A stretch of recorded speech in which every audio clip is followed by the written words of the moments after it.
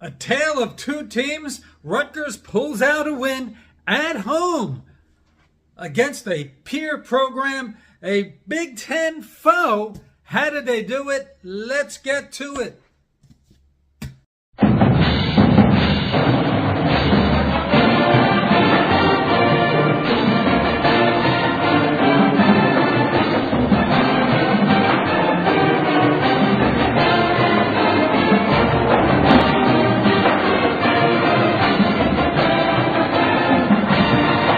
So today started off as an absolutely beautiful, spectacular fall day and a perfect day for football. Clear skies, cool, very brisk temperatures, slight breeze. Would it be as beautiful on the football field? A lot of people had some concerns about this game against Minnesota, who was on a 4-game win streak, although not an overpowering team on offense or defense. They were able to play the kind of ball that they want to play, sort of like Rutgers, run it enough, throw it enough to pull out wins in the end. And they were 6-3 before they came into Piscataway. Rutgers comes away with a 26-19 victory. This is a game we had to have. I'm sorry, this was a must-win game. We all know what our records are the past few years heading down the stretch, and it's not very good. Setting the tone psychologically heading to the second half of the season, both for the team, the players and the coaches, the program, and for fans. We're sitting in the stands wondering, okay, how is this going to turn out? Are we going to be, once again, leaving SHI Stadium, getting on the buses for that long trip back to the yellow lot, angry and frustrated over why do we do this week in and week out, year after year? Was it going to be that kind of game? For a while, it looked like it might have been there in the third quarter. But in the end, Rutgers did what I and many others have criticized them for not doing, and that's to beat a team that is your peer. Minnesota, 6-3. They were on a bit of a roll. You know, they started off 2-3. Things didn't look good for the program last year going into this year. Nonetheless, this was a big step. It might seem okay, it's just a 7-point win against a Big Ten foe. But this is a step that we had to take to show that we can do what other teams do. And that's win games against conference foes, against their peers, even when they're not at full strength. And today, it was a surprise when I got to the stadium, actually heard about Wesley Bailey. The injury bug continues. He's out for the year. That didn't bode well in my eyes and probably a lot of people's eyes about our ability to get pressure up front, which has been severely lacking, and getting some turnovers, which Minnesota was very good at not doing. And then when Rutgers came out, I didn't really check the pregame injury report when I got to the stadium. And Kyle being out, as odd as it seems, as big as a hit on paper as that seems, it didn't bother me as much as you might think. And that's because, A, we have a deep running back room, but B, it might have to change how we go about designing our offense, not having to be too predictable, relying on Kyle, teams keying on him, and then having to force plays that don't have a chance to succeed because they were able to figure out what you were trying to do with Kyle. Antoine Raymond stepped in. Jay-Sean Besherman stepped in. They put in good work. We'll get to them in a minute. Still, the game did seem kind of oddly disjointed at times. There was some good, there was some bad, a little bit of ugly. You know, we still have that bugaboo with situational football, bad fourth down play calling.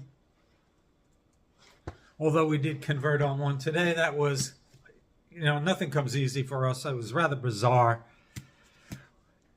having that timeout called, 4th and 1 from the 1. Didn't hear a whistle, but we'll get to that. Offense came out aggressive, and I love that. Been saying this for weeks, that we can be effective, like Indiana, both passing and running, and we have the quarterback to do that, which we haven't had in forever. Some say Gary Nova. Gary Nova had the ability to just drive you crazy with his head-scratching throws and throwing a lot of picks. Ethan was great in the first half. Everything was super accurate. We haven't, I can't remember the last time, even Mike Teal wasn't that accurate.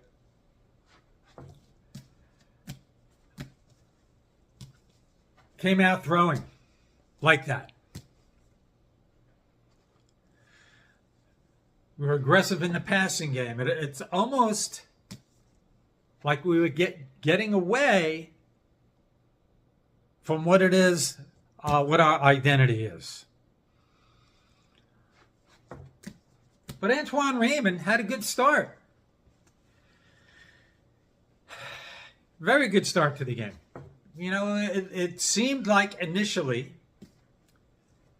that we weren't going to miss Kyle as much as you might think, because the play calling in the system was still kind of the same. And he was getting some good runs. Now, his total number of yards and yards per carry by the end of the game were not great. We came out in the third quarter flat. Our offense was not good in the third quarter. But nonetheless, we couldn't win the game without him and Jay Sean Benjamin's contributions. And a real quick note on Jay Sean before we get to more detail about it later. Another thing I've been asking for weeks. Why can't we get him in there as a change of pace back? And he showed why today. He should have been in there all along. His ability to change how the defense attacks the runner is vastly different. He's fast, shifty, can break tackles, and gives you a totally different dimension. Coach did say in the post-game press conference today, he did reveal that was by design. They wanted to preserve his red shirt, and that was the goal. Okay, I can live with that. But if a guy is going to be a difference maker from the outset, and you know that, sometimes you just throw the best laid plans, you throw those to the side. Nonetheless, I love that added dimension that he gives us. That change of pace, speed guy out of the backfield that if you miss, he's going to get by you.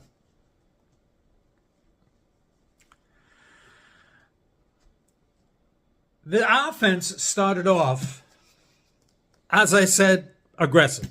Throwing the ball.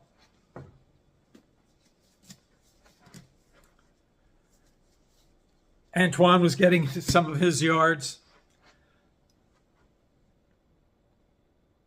But the script was flipped in the second half. Now, the defense wasn't bad in the first half. But they had their moments. And by the way, defense deserves some props today. Probably should have led with that. It was a tale of two teams and a tale of two halves. Whereas the offense came out with some rhythm in the first half. Defense was decent. They were good enough. But, they still, after we get the ball, we get downfield. Our bugaboo, our play calling on fourth down on a play that had no chance. I don't know where the play was, kind of like around the 35-yard line. through a sideline pattern. It might have been Ian Strong or Daimir. And the coverage was there. There was a back behind the receiver, a couple in front. So Ethan gets flushed out of the pocket, makes the throw, puts it up there. It's incomplete. It was a really low percentage pass play, not Ethan's fault. But he got flushed out of the pocket. I'm not sure who was the hot receiver, where it was supposed to go originally. Maybe that's it. I mean, offensive coordinators love on those 3rd and 1, 3rd and 2, 4th and 1, 4th and 2 to throw deep sideline passes. I don't understand that. It's a really low percentage pass. We should have gotten a defensive pass interference on the play and didn't. Just a terrible non-call. And so sitting there in section 124 with the guys I was with, here it comes. They're going to go through us like a hot knife through butter, and sure enough, they did. Minnesota goes down the field and scores a touchdown rather easily. It's 6-0. They missed the extra point. Okay. You know, we have a little bit of fortune here. We score a touchdown. Kick the conversion, 7-6. It's not such a terrible start. You can't always get off to the fast start and set the momentum like the old San Francisco 49er teams that would script out their plays, and before you know it, you're down 14-0 to them.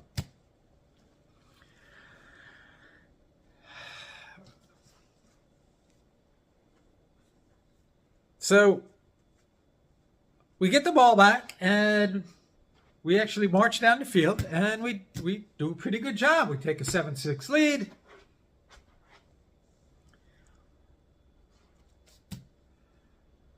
Ian Strong, I believe it was, 40-yard pass play. A Jay Sean rush. Daimir, 18-yard reception. One of the things that I liked early on, but not so much later on, and we'll talk about that in a minute, Daimir was getting targets. He was getting more targets, unlike the beginning of the year. Why weren't we targeting this guy? He's have the potential to be that guy, inside or out, that can get big chunk yards in the open space. We targeted him, I believe, 13 times. So he had a big 18-yard catch. We get down to the 1 or the 2 yard line. And here is where Kirk Ciarrocca was on his game. Called the quick play. Minnesota defense not set. We push it into the end zone. Referees disallow the play. They said a timeout was called. Nobody heard a whistle. It was like a phantom whistle. But I guess the timeout was called. And at that point, we're thinking, okay, they're going to take it away. It's going to be one of those games. They're going to take it away from us. But I believe it was the next play. Daimir Miller, touchdown pass. 1 of 3 by Ethan today. And we'll talk about Ethan in a minute.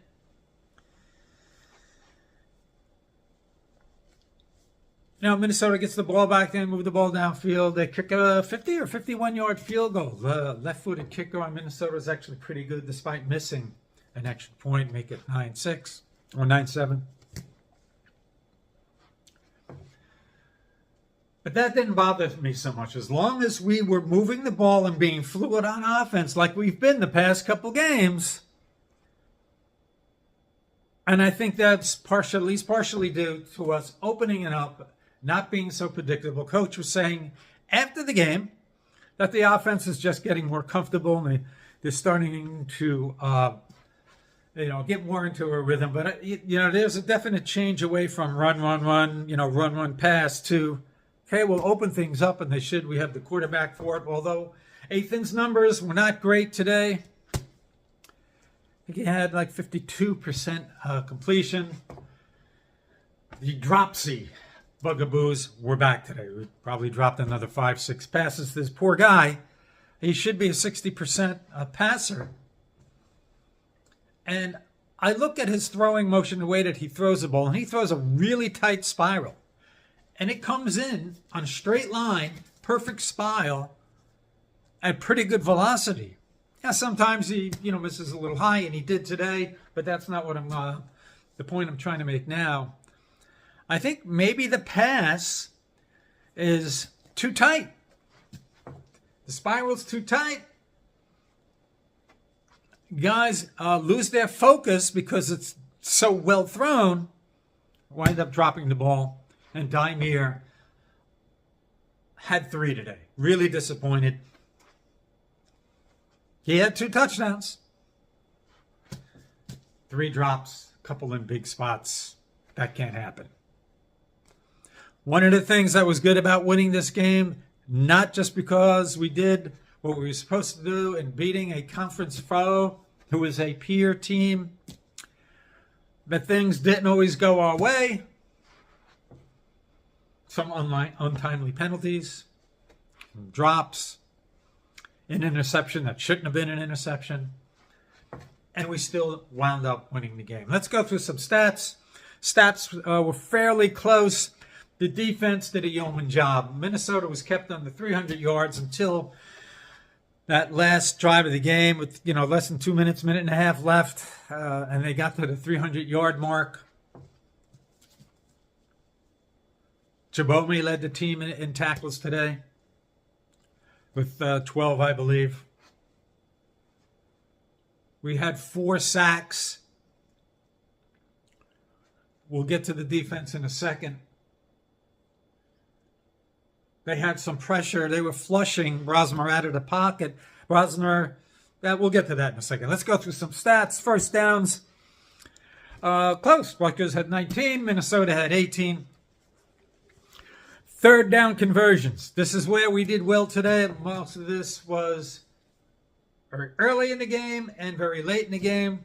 7 for 16. Minnesota, who was pretty decent. 4 for 14. Not good. You'll lose every time. We had 379 yards.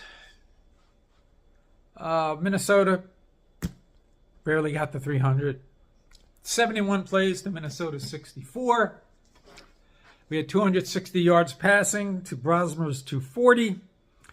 Rushing 109 yards, a little under where we want to be. I'm sure Kyle being out kind of changed the game plan somewhat, but we lost, I believe, 19 yards in sack yards. So that takes off the total. Would have been close to 130, which is acceptable. Minnesota only had 40 yards. We held Taylor in check. We held Major in check. That's a really good job.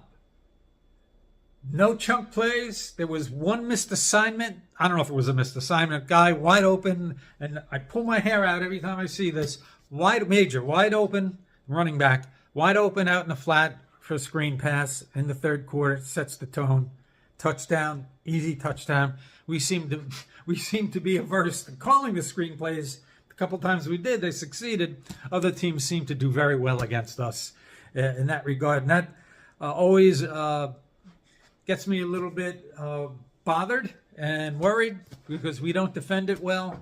And running backs typically have success against us in the passing game that way. Nonetheless, we did a good job. I think Taylor had one touch, his first touchdown might have been like 12, 15 yards, something like that. But other than that, we stopped the rushing game.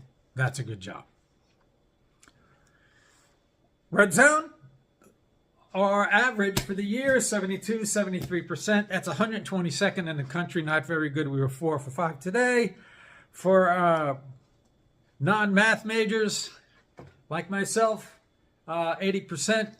Minnesota doing what they do. They're very good. And 87%, I think, top 50. They were 3 for 3. We probably should have been 5 for 5. We'll get to that in a minute. Penalties, we had 5 for 51 yards. Minnesota 4 for 43. We had no fumbles lost. Minnesota had 1. We had 60 return yards. Minnesota 40. And the excitement and the buzz in the stand went on a punt late in the game. Christian Dremel actually returned the punt, received the ball, somewhere just before midfield, had a pretty decent return, and we were like, hallelujah! It was a celebratory moment. Good job, Christian Dremel. Look, we all know that coach wants to play it conservatively, and it just drives us nuts. Minnesota basically returned. If they caught it, they caught the ball in the field of play, they were returning it. It didn't always work out for them. Maybe that's why coach doesn't want to do it. He wants to get the ball at the 25 no matter what. But nonetheless, those are some of the stats. Ethan, 17 of 33, 240 yards, 3 touchdowns, and an interception that shouldn't have been an interception. This was a play. We were at about the 15-yard line. Made some big plays before that. I don't know. Again, did the coaching staff have brain freeze? Because it was really apparent. We watched it several times on the big screen. The defender's foot, the entire foot, was out of bounds. It was not a catch. He might have even bobbled it some. What we thought was the referees looking at the play basically was a media timeout, because we didn't get any announcement. Like the play on the field was ruled an interception. After further review, the ruling on the field stands. Nothing like that. We were shocked. Like, what happened? Didn't they check it? Did Rutgers not push the issue? What are we doing on these plays where we should be challenging plays that we need to challenge, and then the ones that, you kind of get let slide, they don't challenge. And like that Washington game where they were driving downfield for a potential tie or a win, receiver literally drops the ball by the sideline, and they didn't challenge it. Nonetheless, Ethan should have been like 22, 23 for 33. 270, 280 yards, 3 touchdowns, no interceptions. That would have been a great day. When was the last time we had a quarterback that can throw 240, 250, 260, 270 every game? We're like the Jets. We thought, hey, we have a quarterback now. We should be really good. Unfortunately, things don't always happen in a straight line. There is no determinism where you're just going to move straight forward. But nonetheless, really solid game by Ethan. Started off well. Third quarter was not good. Much less productive. I think he only had 3 completions in the second half. But a lot of that was due to he was kind of missing high on some throws. Had some drops. Maybe had a couple passes that you say, all right, that wasn't, that didn't stand a chance. The interception probably shouldn't have been an interception. Probably should have threw it more to the outside than inside. But nonetheless, solid job by Ethan. Deserved to win the game. Antoine Raymond, 22 carries, 73 yards, only 3.3 average. But it just seemed like he was getting bigger chunks than that. But he was effective enough. Sean Benjamin, 11 for 66, average 6 yards per carry. That's what happens when you have a speedster in the backfield. Ian Strong. I think he had a drop today, maybe a drop or 2, but still was productive. Came up with some big catches, 4 for 89, averaged over 22 yards per carry and a touchdown. KJ Duff, he had a big play. 3 catches, 65 yards, 21.7 per catch. Daimir targeted 13 times, 5 catches, 58 yards, 11.6 yards per catch, 2 touchdowns. Dremel had 1 for 17. He had it early. Glad to see that. Need to have hands guys in there, even though they might not be athletic freaks like the other wide receivers. Blake, he had 2 for 6. Tight ends, we're I think that kind of puts us at 22 catches for the year, and you can add up the past 3 years, and it wouldn't be 22 catches out of the tight end position. So any productivity whatsoever by a third string tight end, whatever he might be, and then Jay Sean had a couple catches. So the passing game was solid. It was good. In the third quarter, when we were kind of stumbling a little bit, people were getting antsy in the audience, and Minnesota went up 16-14. We kind of felt like, oh boy, here we go. And Nathan was throwing bullets, but he missed a couple high. And then there were some drops. And so the third quarter was kind of a bust for us. When fourth quarter started, the defense started to pick up play. And this is where we have to throw some bouquets at the defense, who had 4 sacks. In the first half, frustrating as hell. Getting pressure on Brosma. He must have avoided a sack 3 or 4 times.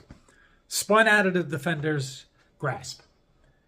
Had a couple big running plays. One early on. It probably was like a 30, 35-yard run. Had a touchdown pass.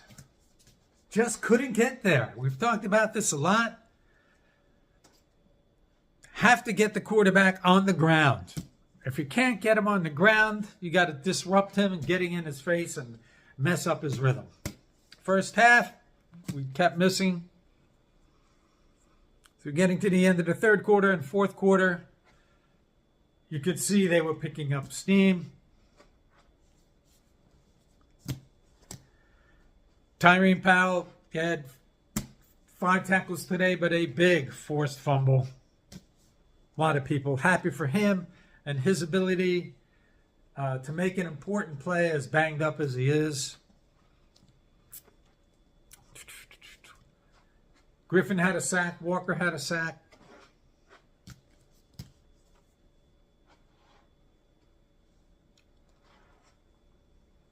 Jabome had a sack. 12 tackles today, led the team in tackles. He had a really good open field tackle on a receiver that was kind of out in space. That was really good. But the defense down the stretch made plays when they had to, got pressure, had a sack and a safety in the end zone. That's big. You could see that kind of pumped them up. We go up 26-16.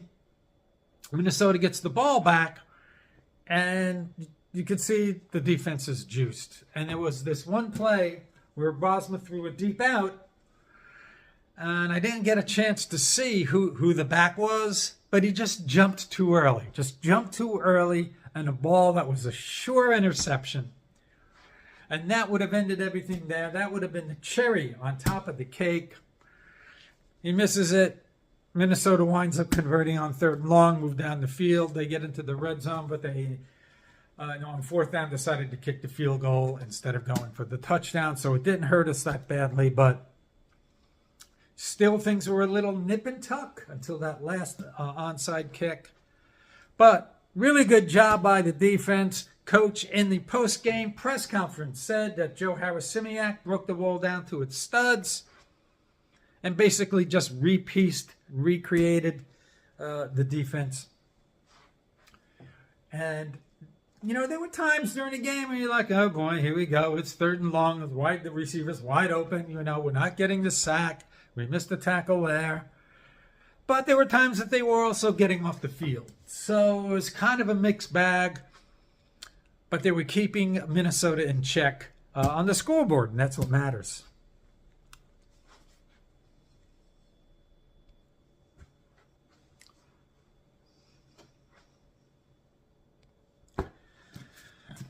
So the guys on the night report, they were saying that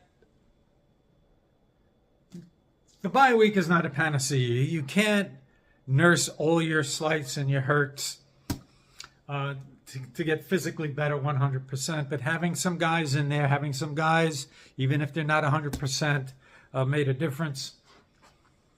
And that fourth quarter, these guys definitely look like they made a difference. So there was a mixed bag in there until the end of the game, and the defense did what they needed to do. You know, we had another turnover. We got hit. You know, when I don't know if it was the Minnesota tight end or wide receiver that fumbled. We wind up getting the ball in the red zone, in Minnesota's red zone. And, you know, our play calls in the red zone, not always great, especially on fourth down.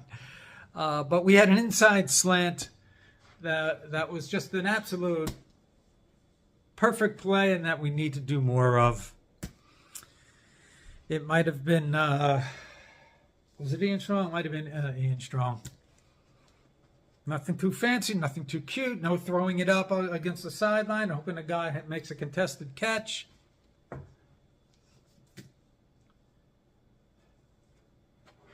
Just a quick move to the out, boom, slant, and open, catches the ball into the end zone, touchdown.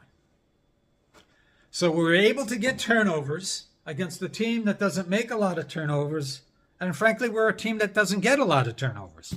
So we did some things today that were good. Things that we needed to improve on, getting pressure, getting sacked, getting turnovers. Defense making some plays.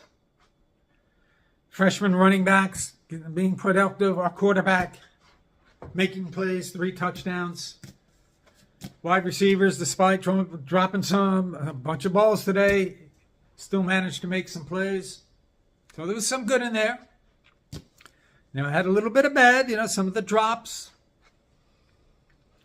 You know, play calling, this one series, second half, we got the lead. You have the opportunity to wind down some clock. There might have been 7-8 minutes left, and the play calling again, situationally, was just terrible. We get 2 or 3 yards running it to Antoine up the middle. Then, of course, what do we do next? We throw a deep pass down the sideline that absolutely had no chance. I don't know why we're so averse to throwing simple screen passes. Wheel route, bubble screen, something easy. Why does it always have to be low percentage? So we 3 and out, and we get the ball back to Minnesota like almost immediately. So instead of getting a couple first downs, getting the clock down to 4 or 5 minutes, now Minnesota's getting it back with, 7+ minutes back. And then the play call on 4th and 2 in the first quarter. Again, low percentage play. We've got to do a better job on that. Now, we did get a 4th down score today, and we did go 4 out of 5 in the red zone, but we got to clean that stuff up. Offensive line, solid game today, except for one series where there might have been 2 sacks. Again, we were trying to establish some momentum to maybe extend the lead, and we just got nowhere. Ethan was running for his life. We were deep in our own territory. And we might have gotten back-to-back sacks or 2 sacks on the same series. Other than that, the offensive line was very solid today. Very solid. So going forward, Felter is gone for the season. Tyler Needham looks like he got injured during the game. So once again, we have to deal with the injury bug. But the offensive line, unlike years past, has not been a problem. So good job by them. Overall, the offense trending up. Defense today, let's hope that this is a start like the offense has had the past 3 weeks. Can we finish out the season, these last 3 games, with the defense playing like they did today? If they do, we stand a pretty good chance to go. I know it's kind of, what we all expected, but if we go 6-6, Maryland's got Oregon tonight. They're probably going to be 4-5. With some opportunities there. Illinois will probably be a tough slog.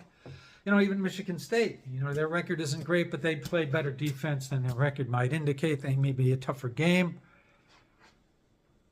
But I think what this does is give us fans hope. Offense is playing better than we've seen a Rutgers offense in forever. We have a quarterback that can actually make the passes. We have our running game. Our offensive line, despite being banged up, playing well. Our defense has underperformed, but hopefully now we're starting to get things together. Joe Harris-Simiak has hopefully figured out what he needs to do in order to get guys in the right spot while we get healthy. And who knows, maybe we have a little bit of a run. We go 3-1, go 7-5, we get to a bowl game, go 8-5. That's improvement. Everybody enjoy your week. We will see you the next time with some more updates and previews. And we have to celebrate. We got to celebrate with celebrate a November win, which is kind of rare. With what else? Then Eric Legrand. Eric's single barrel bourbon was released last week at the beginning of November. You'll see it in the stores. It'll look sort of like this, but has a blue label. When I get back to work, I got to grab me a bottle because I got a chance to sample it at our charity super sampling where Eric was a special guest. And it was fabulous. If you see it around, represent and support. And everybody, we will see you the next time. That's good.